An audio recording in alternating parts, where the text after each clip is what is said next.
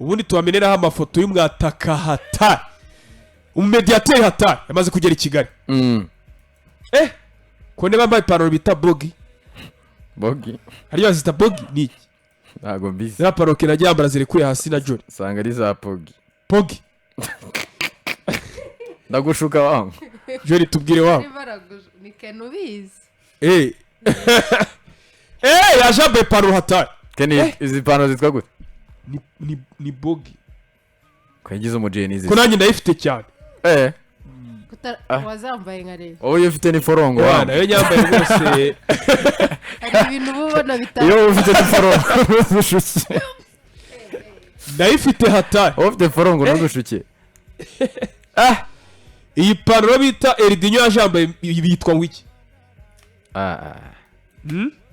Eli Mokono bantu batubwire kuri YouTube ntabwo hari umutara witwa Anastasia atubwira ati yitwa ntumenera ifu ntabwo yitwa Patera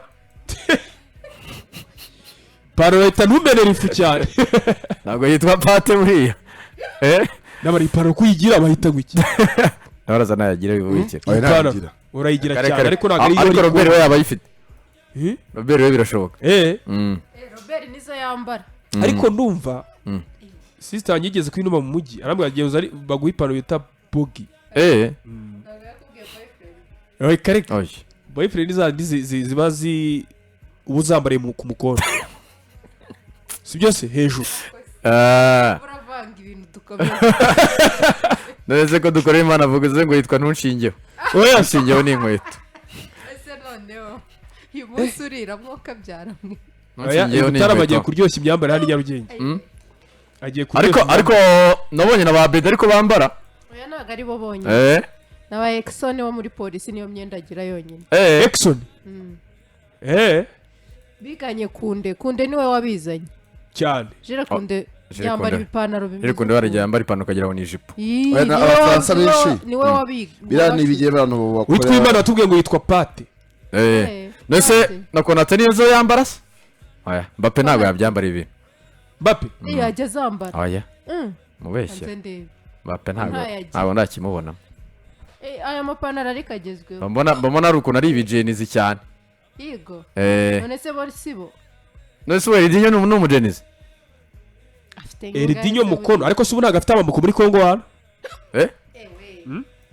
ntabwo afite amaboko muri Kongo Eli Mokono kanze ngurebere rebera neza cyane kuko iri zina mukono rishobora kuba rifite ririmo igikongomani cyinshi pe yavukiye Kinshasa ni umwana wa Kinshasa ariko afite nationalité Burunde kuko nani yakinira abakinnyi benshi arega b'abarundi n'aba Bedi n'abatambi muri bafite amaboko muri Kongo none se ubu harya ubwo generation Z umuntu ufite imyaka 26 ni yarimo 26 birashoboka cyane Gen Z itangira guhera 9-7 ndumva kugeza maybe 2-3 Mbappe ntago ari byo yambara ariko kandi jogging yambara bijya ndabona yaravutse muri 2 nibyo kabisa nabyo biba birekuye cyane Tarama yaje na Rwanda cyane none ivuye kuko Rwanda yakorana Dar es Salaam kuko nihavuye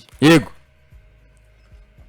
vango ejo wari wabigarutseho uvuga uburyo Escale yiteguye urugendo rwe ruteguye byajemo impinduka kubera amazina ariko yageze i Kigali ejo nagiye kubona mbona kuri IG niyo muntu wa mbere breakinze ko yageze i Nyarugenge none se kugira ngo bigende urumva kugira ngo bivure ikingirwe nande Tarama zajya breakinga buri munsi niyo muntu wa mbere breakinze ko yageze i Nyarugenge rege inkuru zigeze zicuruza kuri Instagram ze kuri IG bivuze ngo akoresha imbuga nkoranyambaga cyane cyane urumva ya breakinze rero ko yageze i Nyarugenge bagiye kumwakira sinzi impamvu noneho batabikoze muri bwa buryo bwabo basanzwe babikoramo kandi ari transfer hatari urumva ubwo ngubwo uyu munsi bakaba bategereje n'undi mukinnyi wabo uriya Watara Mohamed Watara ugomba kujya akinana n'uwo bita Charles Chaplin uyu mutara mubona kuri YouTube bamwita Eridinho Mokono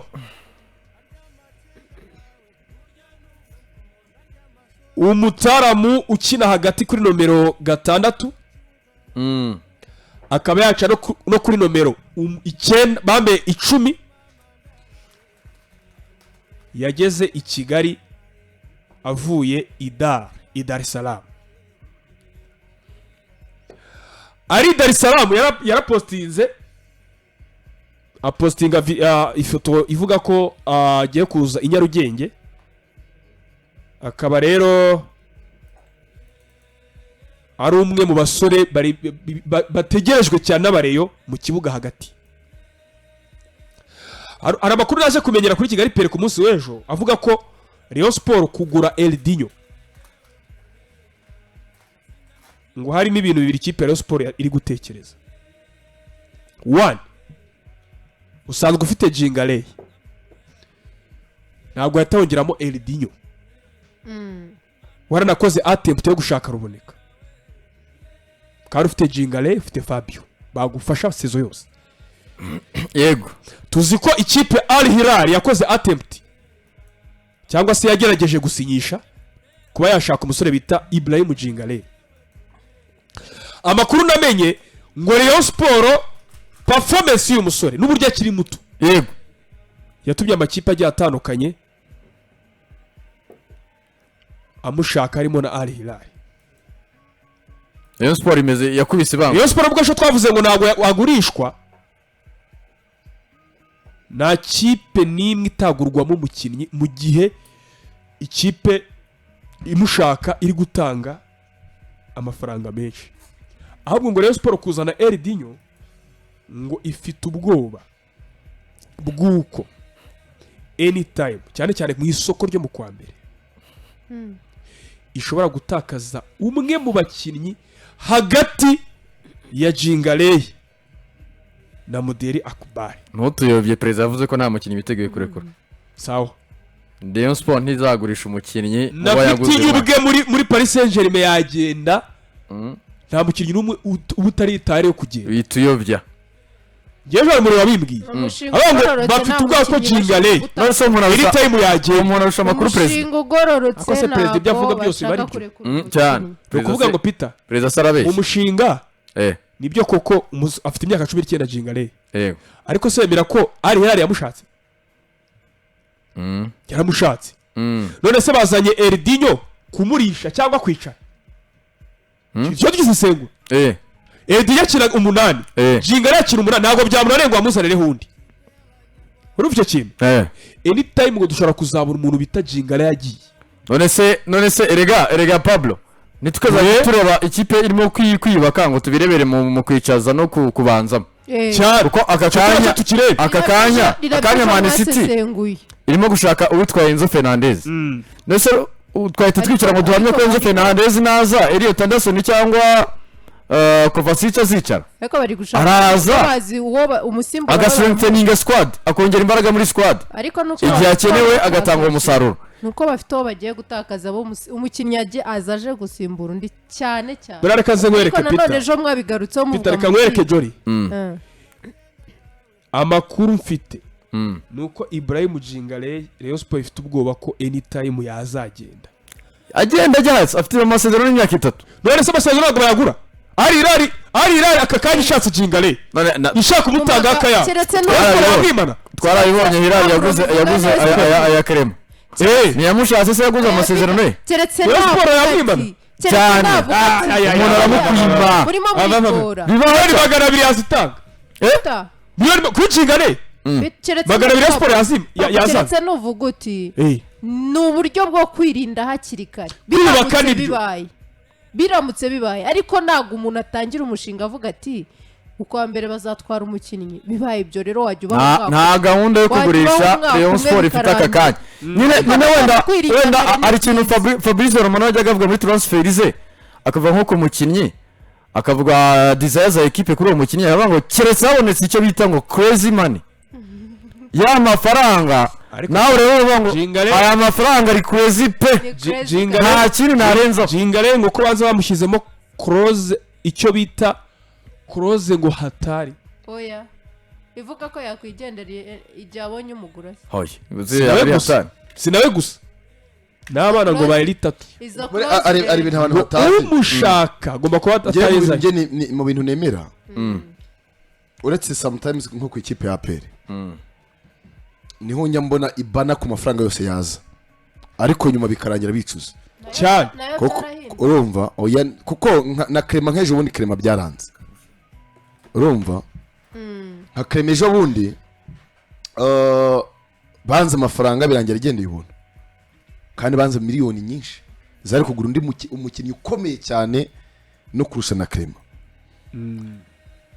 njye nemera ko muri ekipe nta mukino utagurisha kubaho